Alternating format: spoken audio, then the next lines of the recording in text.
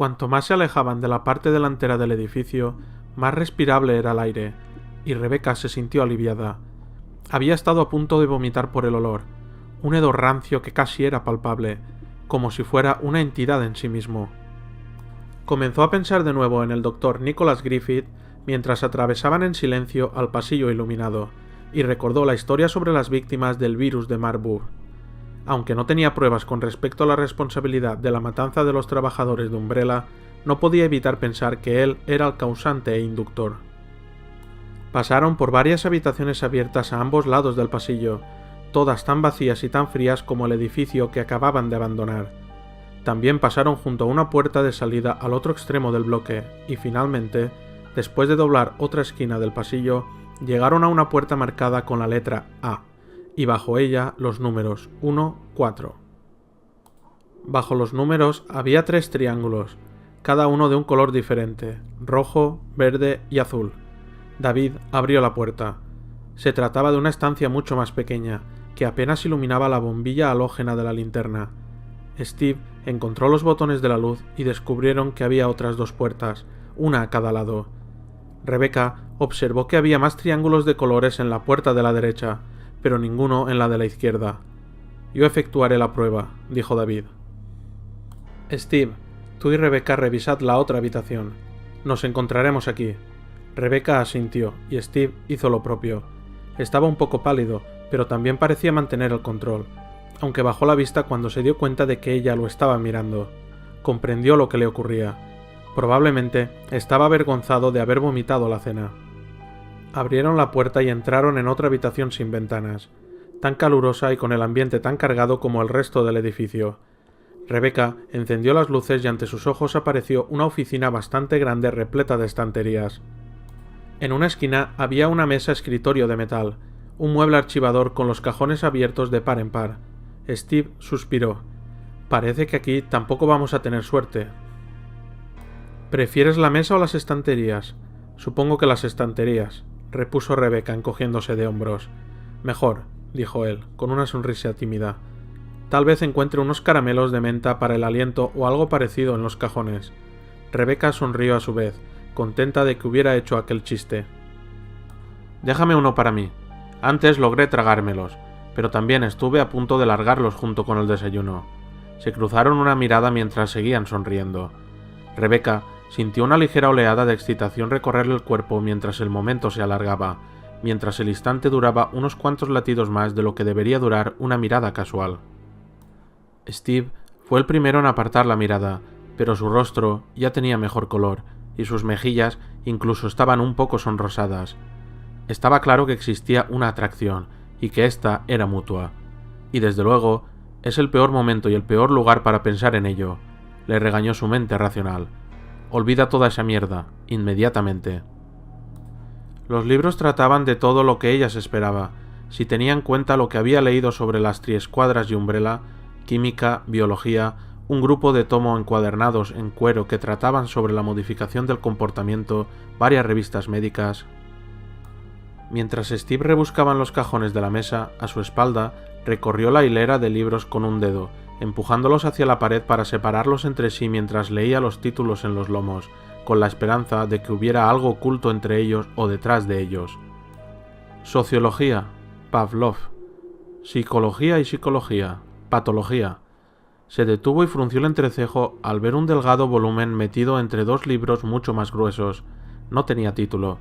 Lo sacó y sintió que el corazón se le aceleraba cuando lo abrió al ver la letra puntiaguda con la que habían escrito. Era un diario. Retrocedió a la primera página y leyó el nombre Tom Athens, escrito con letra muy clara. Es uno de los nombres de la lista de Trent. Es uno de los investigadores. He encontrado un diario, dijo. Pertenece a uno de los tipos que aparecen en la lista de Trent, un tal Tom Athens. Steve levantó la vista y por sus ojos pasó un relámpago de interés. ¿De verdad? Vete a la última página. ¿Qué fecha pone? Rebecca pasó las páginas hasta llegar a la última. 18 de julio, pero no escribía todos los días. La fecha anterior es 9 de junio. Lee la última anotación, indicó Steve. Quizá nos diga qué está pasando. Rebecca se acercó hasta la mesa y se apoyó en ella, aclarándose la garganta. Sábado, 18 de julio. Ha sido un día largo y ridículo. El colofón de una semana larga y ridícula. Juro por Dios que le voy a meter una paliza a Luis si convoca a otra estúpida reunión. La de hoy era para decidir si incluíamos o no otro escenario en el programa de las triescuadras, como si necesitásemos otro. Lo único que quería era que su nombre apareciera en el acta de la reunión, y el resto fue la parrafada habitual, la importancia del trabajo en equipo, la necesidad de compartir la información para que todos podamos estar en el camino correcto. Jesús, es como si no pudiera vivir con la idea de que hubiera una reunión mensual y no apareciera su nombre en el resumen. Y no ha logrado una mierda desde el desastre de los MA7, y lo único que ha intentado es convencer a todo el mundo de que la culpa la tenía la doctora Chin. Y eso, que no le gusta hablar mal de los muertos. Santurrón gilipollas. Alan y yo estuvimos hablando de los implantes, y ese tema va sobre ruedas. Va a escribir una propuesta sobre ello esta semana, y no vamos a permitir que Luis la toque. Con un poco de suerte, nos darán luz verde al final de mes. Alan tiene la sospecha de que los chicos de la oficina central querrán que lo hagamos sin que Birkin lo sepa, aunque solo Dios sabe por qué. A Birkin no le importa una mierda lo que estemos haciendo aquí. Se conforma con ser el más brillante e inteligente. Tengo que admitir que estoy deseando ver su próxima síntesis. Quizás podamos subsanar alguno de los fallos en las triescuadras. Tuvimos un pequeño susto en Dell miércoles, en el 101. Alguien dejó abierto el refrigerador, y Kim jura una y otra vez que faltan productos químicos, aunque empiezo a creer que ha vuelto a contar mal. Es difícil creer que ella esté a cargo del proceso de infección. Esa mujer es una cabra loca y es condenadamente descuidada a la hora de mantener limpio el equipo. No me explico cómo es que no ha infectado a todo el equipo de investigadores. Dios sabe que hay material de sobra para ello. Debería ir a ver a D antes para asegurarme de que todo está listo para mañana. Tengo una nueva cepa, y Griffith en persona me ha pedido ver el proceso. Es la primera vez que sale del laboratorio desde hace semanas. De hecho, es la primera vez que se interesa por lo que estamos haciendo los demás. Sé que es una estupidez, pero aún así quiero impresionarlo. Es tan brillante como Birkin, aunque sea a su modo tan inquietante. Creo que incluso intimida a Luis, y este es demasiado estúpido como para sentir temor. Seguiré escribiendo. Las páginas restantes estaban en blanco. Rebecca levantó la vista hacia Steve, sin saber qué decir. Su mente trabajaba a toda velocidad para obtener retazos de información útil a partir de aquel desahogo mental. Allí había datos que la preocupaban, algo que no podía determinar con exactitud. Productos químicos que faltan, proceso de infección, el brillante e inquietante Dr. Griffith. No tenía la menor duda de que el Dr. Griffith había matado a los demás científicos, pero no era eso lo que había hecho saltar las alarmas internas de su cerebro. Era el bloque D, dijo Steve, y en su rostro se dibujó una expresión de miedo angustiado. Si nosotros estamos en el bloque A, Karen y John están en el bloque D, donde hay suficiente virus T como para infectar a todos los trabajadores de la instalación, donde se llevaba a cabo el proceso de infección. Debemos decírselo a David, concluyó Rebecca, y Steve asintió. Ambos se apresuraron a salir de la habitación. Rebecca esperaba que Karen y John no encontrasen la habitación 101, y que, si lo hacían, no tocaran nada que pudiera hacerles daño. La sala de pruebas era grande, y 3 de las paredes estaban cubiertas por cubículos abiertos por un lado. En cuanto encendió las luces, David vio que las pruebas estaban numeradas y coloreadas con toda claridad, con los símbolos pintados en el suelo de cemento delante de cada una de ellas. Todas las pruebas de la serie roja estaban a la izquierda, más cerca de la puerta. Vio bloques de colores brillantes y trozos de madera de formas sencillas encima de la mesa de cada cubículo mientras pasaba caminando a su lado en dirección a la parte trasera de la habitación. La serie verde estaba en la pared opuesta, pero no le prestó atención. La pared trasera estaba marcada con triángulos azules, y la prueba número 4 estaba en la esquina derecha, la más alejada. Mientras se acercaba a la parte posterior de la estancia, oyó un ligero zumbido de energía procedente de la zona de las pruebas azules. Había un pequeño ordenador en la mesa de la prueba número 2, y un teclado y unos audífonos en la prueba 3. Como había prometido el texto de Trent, la serie estaba activada, aunque no sabía a qué estaban conectadas. No tengo ni idea ni me importa. En cuanto haya resuelto estos pequeños acertijos, encontraremos lo que hayan escondido para nosotros y nos marcharemos de aquí. Nos alejaremos de este cementerio. No veo la hora de hacerlo. Ya había visto más que suficiente de la ensenada de Caliban. Los cadáveres de la entrada ya habían sido bastante ominosos, pero eran los pensamientos que habían provocado lo que le preocupaba, lo que le hacía sentirse tan ansioso de salir de allí con su equipo. Las triescuadras eran letales y peligrosas. El monstruo de las aguas de la ensenada había sido algo horrible, pero, en cierto modo, en aquellas instalaciones acechaba un monstruo completamente distinto, uno que había matado a los de su propia especie y que luego los había amontonado como leña en un rincón. Aquel tipo de locura lo atemorizaba mucho más que la codicia inmoral de Umbrella, y sentía pánico por lo que una persona como aquella le haría a un grupo de soldados que intentaban detenerlo. Encontraremos el material, probablemente notas sobre Umbrella, o quizás el propio virus, y luego saldremos pitando hacia la valla y nos alejaremos de toda esta locura. Que los federales se encarguen de esto. Si son inteligentes, volarán en 1000 pedazos este lugar y se reunirán las pistas a partir de las cenizas. Se detuvo delante del último cubículo y volvió a concentrarse en lo que tenía que hacer. No estaba seguro de lo que vería, pero el despliegue de la prueba número 4 le sorprendió. Había una mesa y una silla, de un seco metal de color gris. Encima de la mesa había un bloc de hojas de papel, un lápiz y un juego de ajedrez barato, con todas las piezas colocadas. Cuando entró en el cubículo, vio una placa de metal colocada sobre la superficie de la mesa, con una serie de números grabados en la placa. David se sentó en la silla y observó atentamente los números. 9, 22, 3, 14, 26, 9, 24, 26, 2245, 15, 6, 20, 26, 9. Frunció el entrecejo y levantó la vista hacia el tablero de ajedrez, y luego miró otra vez los números. No había nada más que mirar. Allí estaba todo lo relativo a la prueba. Recordó todas las pistas del mensaje de Ammon, preguntándose cuál de ellas sería la respuesta. ¿Era la de letras y números a la inversa o la de no contar? Allí no había nada que hiciera referencia a un arco iris, así que tenía que ser una de esas dos. Si las pistas están en el mismo orden que las pruebas, se trata de la inversión de letras y números. Pero, ¿qué letras? Aquí no hay letras. David sonrió de repente mientras meneaba la cabeza. Los números de la placa de metal llegaban solo hasta el 26. Era un código. Y muy sencillo. Tomó el lápiz y escribió rápidamente las letras del alfabeto y luego las numeró hacia atrás. A era 26, B 25, y así hasta llegar a la Z, que era la letra número 1. Miró alternativamente el papel y la placa y comenzó a escribir los números y a descifrar el mensaje. Si E, X, M. La última letra era otra R. Miró el papel donde estaba escrita la frase y luego el tablero de ajedrez. Parecía que alguien tenía cierto sentido del humor. Rex marca el camino. Rex en latín era rey.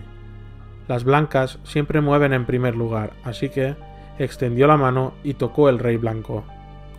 En cuanto sus dedos entraron en contacto con la pieza, ésta se giró y quedó orientada hacia la parte trasera del tablero. Simultáneamente, oyó una suave tonadilla musical procedente de algún lugar por encima de su cabeza. Levantó la vista y vio un pequeño altavoz en el techo. No ocurrió nada más. Ni hubo luces parpadeantes, ni se produjo la apertura de un compartimiento secreto, ni las paredes se alzaron para revelar un pasadizo oculto. Al parecer, había superado la prueba. Qué poco emocionante. Le pareció que era una prueba tremendamente complicada para algo tan supuestamente estúpido como las unidades de las triescuadras, unos zombies sin mente, aunque quizás los investigadores habían desarrollado planes para algo distinto, algo inteligente. Era una idea inquietante, y no quería ni pensar en ella. Se levantó y se dirigió hacia la parte delantera de la estancia. En ese momento, la puerta se abrió de golpe y Rebecca y Steve entraron a la carrera, ambos con expresión de temor en el rostro. ¿Qué pasa? Rebecca agitó el pequeño libro en la mano y comenzó a hablar con rapidez. Hemos encontrado un diario. Dice que la cepa del virus que se utilizaba para infectar a las triescuadras se encuentra en el bloque D, en la habitación 101. Puede que no pase nada, pero si Karen o John tocan algo que haya quedado contaminado, ya había oído lo suficiente. ¡Vamos!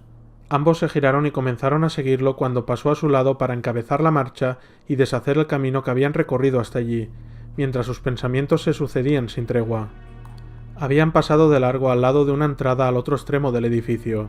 Podría enviar a Rebecca y a Steve al siguiente bloque mientras él se acercaba al bloque D, tal como habían planeado de antemano, solo que ahora tenía que ir muchísimo más rápido, además de llevar consigo el tremendo y horrible temor de que 2 miembros de su equipo podían entrar en contacto de forma accidental con el terrible virus T. Eso no va a ocurrir, porque son muy cuidadosos. ¿Qué posibilidades hay de que uno de ellos se corte y luego toque algo en una estancia que tiene que estar marcada para indicar que es un laboratorio? Los hechos tranquilizadores no calmaron sus temores. Todos se apresuraron a llegar a la salida, mientras un nudo de miedo se aposentaba en el fondo del estómago de David. Estaban de pie en un corredor en el centro del bloque D, escuchando en silencio para oír el sonido que les indicaría que David había llegado. Podrían percibir cualquier ruido procedente de cualquiera de las 3 puertas que daban al exterior desde el lugar donde se encontraban. Después de comprobar que en el edificio no había ningún peligro y de encontrar la sala de pruebas, Karen y John habían abierto todos los pasillos que llevaban a las puertas de salida. Karen echó un vistazo a su reloj y se frotó los ojos. Se sentía un poco cansada por todo lo que había ocurrido a lo largo de aquella noche, y también un poco enferma por lo que había visto en la habitación 101. Incluso John parecía extrañamente tranquilo y, desde luego, estaba mucho más callado que de costumbre. No había gastado ni una sola broma desde que habían salido de aquella estancia para dirigirse hasta donde estaban esperando a David. Quizás está pensando en la camilla, con las cuerdas manchadas de sangre, o en las jeringuillas, o en el equipo quirúrgico metido en el fregadero. Habían encontrado la sala de pruebas en primer lugar, una gran estancia repleta de pequeñas mesas, cada una de ellas marcadas con números entre el 1 y el 8. Karen había quedado algo decepcionada al ver que la prueba número 7 de la serie azul no era más que un puñado de fichas de colores con una letra escrita en cada una de ellas. La mitad de ellas estaban boca arriba y no querían decir nada. Todos los colores correspondían a los del arco iris, aunque había 2 fichas violetas adicionales en el montón. Como no podían tocar nada hasta que David hubiera realizado la primera prueba, se dio la vuelta a regañadientes y sugirió que quizá deberían registrar el resto del edificio. Habían atravesado un par de habitaciones vacías y una atestada sala de café, donde habían encontrado una caja de bollos increíblemente duros y poco más. En el laboratorio químico habían encontrado los mejores indicios sobre el tipo de lugar que habían creado los directivos de Umbrella. Y aunque Karen no creía en fantasmas, la estancia le había hecho experimentar una sensación como jamás había tenido antes. El lugar estaba maldito. Así de simple. Maldito por los sentimientos de miedo y por la precisión fría y nazi de unos científicos que cometieron atrocidades contra seres de su propia especie. ¿Estás pensando en esa habitación?, preguntó John en voz baja. Karen asintió, pero no dijo nada. John pareció percibir su deseo no expresado en voz alta de que no quería hablar sobre ello, y Karen se sintió agradecida por ello. La única sensación agradable para ella en ese momento era el peso de su amuleto de la suerte en el interior de su chaleco.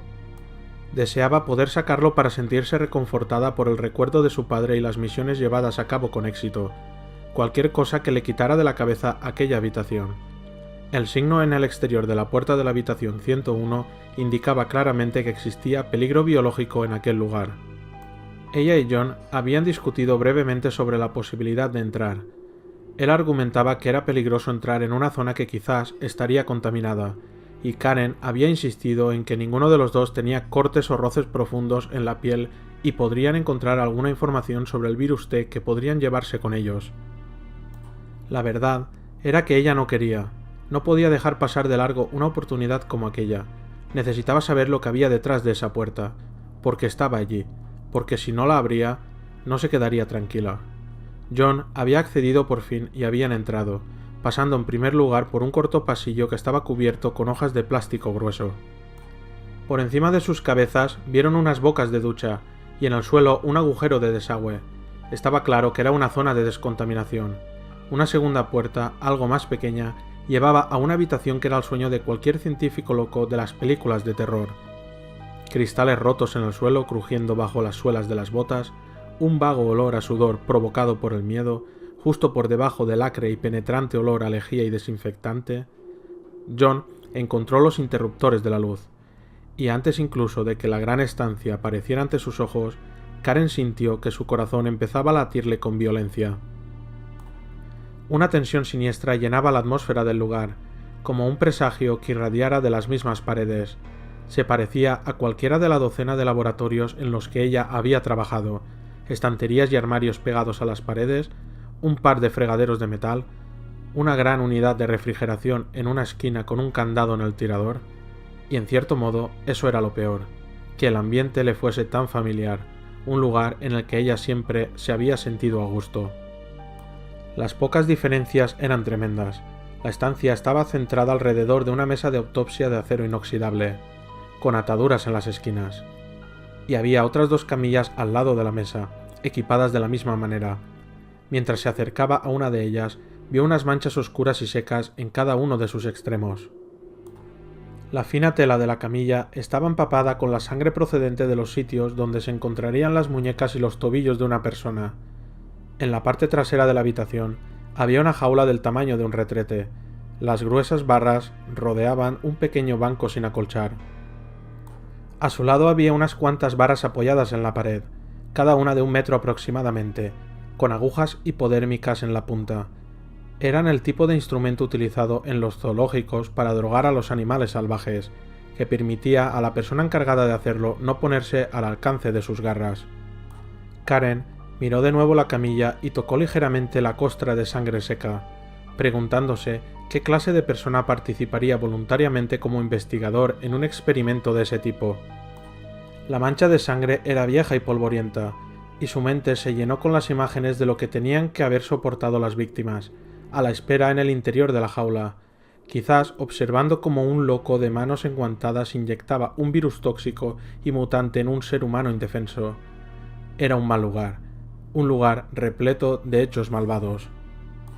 Ambos lo habían sentido, ambos se habían visto afectados emocionalmente al darse cuenta de lo que había pasado en aquel sitio. A Karen comenzó a escocerle el ojo derecho, aquello la distrajo de los terribles recuerdos y la volvió de regreso al presente. Se lo frotó, y luego miró de nuevo su reloj. Solo habían pasado 20 minutos desde que el equipo se había separado, aunque parecía que había pasado mucho más tiempo. Oyó el ruido de una puerta que se abría, seguido por un grito de David que resonó por el pasillo. Había entrado por la puerta que daba al oeste. «¡Karen! ¡John!». John le sonrió a Karen, y ella le devolvió la sonrisa, sintiendo una oleada de alivio. David estaba bien. «Aquí, sigue andando», respondió John. «Gira a la derecha en el cruce de pasillos». El eco de sus pasos apresurados llegó hasta ellos a través del pasillo. Segundos después, apareció por la esquina y siguió trotando hacia ellos, con el rostro congestionado por la preocupación. «¿Va todo...?», comenzó a preguntar Karen, pero David la interrumpió. «¿Habéis encontrado el laboratorio? ¿La habitación 101? John frunció el entrecejo y su sonrisa desapareció. «Sí, está por donde tú has venido. ¿Habéis tocado algo? ¿Tenéis algún corte o alguna pequeña herida que pueda haber entrado en contacto con cualquier cosa?» Sus rostros dejaron traslucir la confusión que sentían.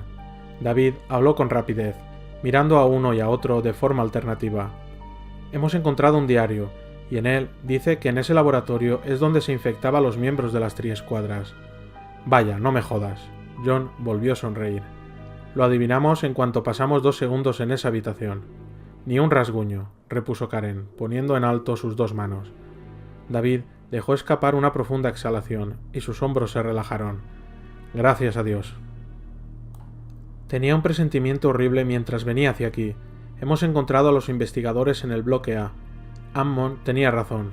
Los ha matado a todos. Y ese misterioso él ya tiene nombre. Rebecca está bastante segura de que se trata de Nicholas Griffith.